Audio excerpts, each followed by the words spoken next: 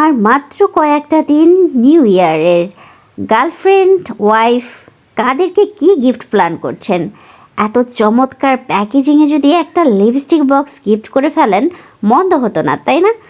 তো প্রত্যেকটা লিপস্টিক কিন্তু পেয়ে যাচ্ছেন আমাদের রূপকথার রাজ্যের পেজে। প্রত্যেকটা লিপস্টিকের কালার এতটা পিগমেন্টেড, আর সব থেকে বড় কথা হচ্ছে প্রত্যেকটা লিপস্টিক কিন্তু আপনারা পেয়ে যাচ্ছেন একদম একদম সিঙ্গেলি এবং বক্সসহ।